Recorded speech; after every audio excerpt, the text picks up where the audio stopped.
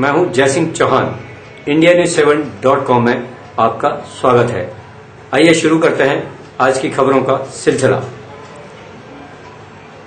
मध्य प्रदेश में भ्रष्ट अफसरशाही के खिलाफ मध्य प्रदेश के मुख्यमंत्री शिवराज सिंह चौहान की निगाहें तिरछी हो गई हैं। शिवराज सिंह चौहान ने मध्य प्रदेश में 2 वरिष्ठ आईएएस अधिकारियों के यहां पड़े आयकर के छापे के बाद अपना रुख कड़ा करते हुए मध्य प्रदेश आईपीएस और आईएएस एसोसिएशन के अधिकारियों की बैठक बुलाकर इस भ्रष्टाचार पर आपत्ति जताते हुए हिदायत दी है कि अधिकारियों को भ्रष्टाचार से बचना चाहिए और जिन अधिकारियों ने भ्रष्टाचार किया है उसे उनकी सजा मिलेगी।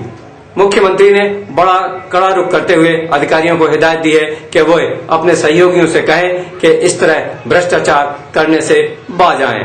अभी हाल ही में मध्य प्रदेश में अरविंद जोशी और उनकी पत्नी टीनू जोशी, जो कि दोनों ही प्रमुख सचिव के पद पर मध्य प्रदेश सरकार में पदस्थ हैं, इनके यहाँ आयकर विभाग का एक बड़ा छापा पड़ा। इस छापे में 3 करोड़ रुपए नकद और विदेशी मुद्रा का भंडार सहित विदेशी शराब और करोड़ों रुपए के निवेश के दस्तावेज बरामद हुए हैं। इनके लॉकरों से भी लाखों नहीं करोड़ों रुपए के जेवरात और कागजात बरामद हुए हैं।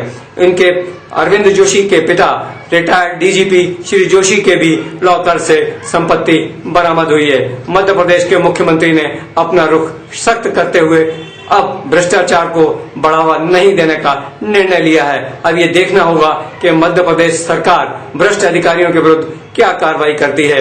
इधर आईएएस एसोसिएशन ने इन भ्रष्ट अधिकारियों की निंदा की है और निंदा के साथ ही मध्य प्रदेश सरकार को 3 सुझाव दिए हैं जिससे प्रदेश में अफसरशाही पर लगाम लगेगी और ये अफसरशाही भ्रष्टाचार करने से बच सकेगी।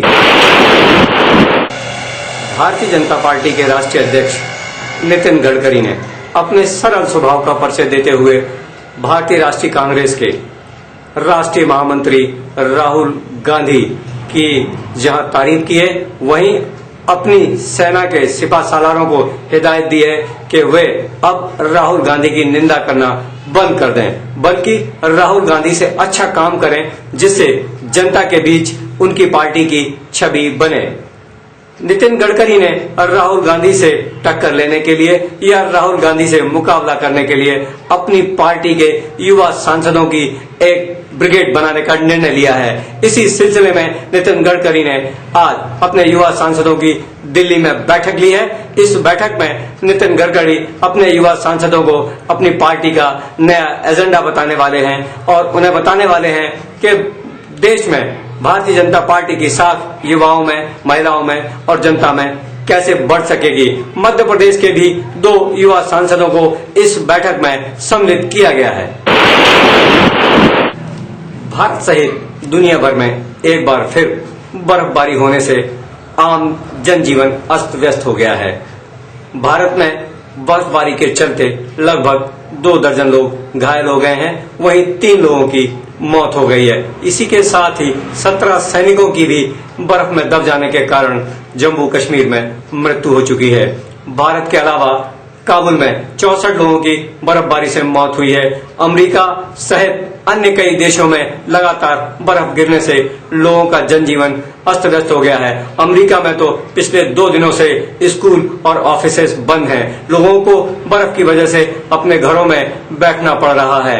ये बर्फबारी अचानक हो जाने से मौसम बदल गया है। अभी 2 दिन पहले ही मौसम के मिजाज बदले थे और मौसम में थोड़ी गर्मी होने लगी थी। इस गर्मी के कारण अचानक ही बर्फबारी शुरू हुई और कहीं कहीं पानी भी बरसा। इस पानी से भी मौसम को ठंडक पहुंची है। कहीं कहीं इस पानी से फसलों को फायदा होने की संभावना है, तो वहीं जहां फसलें पकी खड़ी थी उन फसलों को इस पानी से नुकसान पहुंच सकता है।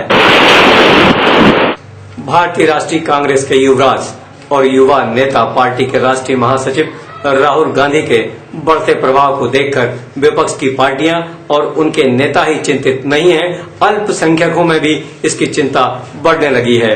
दिल्ली के शाही मस्जिद के इमाम बुखारी ने राहुल गांधी को चुनौती दी है कि यदि वो आजमगढ़ आए तो हम उन्हें बताएंगे। आजमगढ़ के कई मुस्लिम समुदाय के लोगों को आतंकवाद से जोड़ा गया है, ऐसा बुखारी का कहना है। उनका कहना है कि कांग्रेस बेकार में ही मुस्लिम युवाओं को आतंकवाद में लपेटकर बदनाम कर रही है।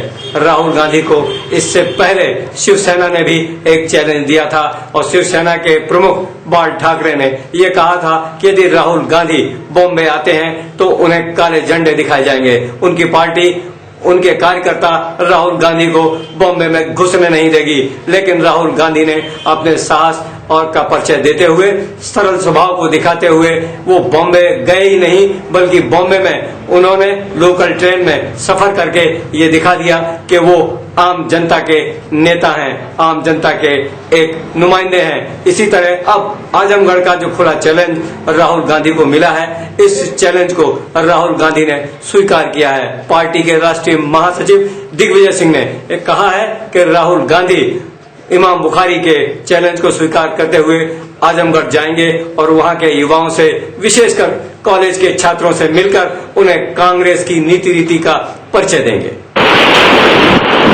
मध्य प्रदेश की राजधानी भोपाल में भारत के उपराष्ट्रपति मोहम्मद हामिद अंसारी कल विशेष विमान से आने वाले हैं।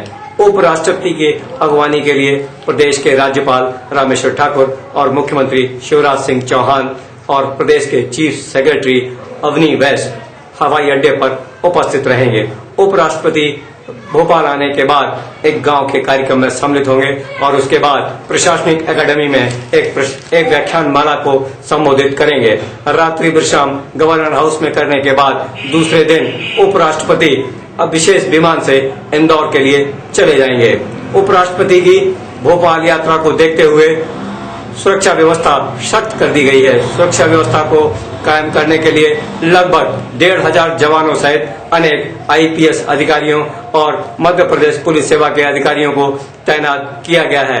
उपराष्ट्रपति की इस यात्रा को सकुशल बनाने के लिए प्रशासनिक स्तर पर तैयारियां शुरू कर दी गई हैं। पुलिस ने इस हेतु पहले से अभ्यास किया है।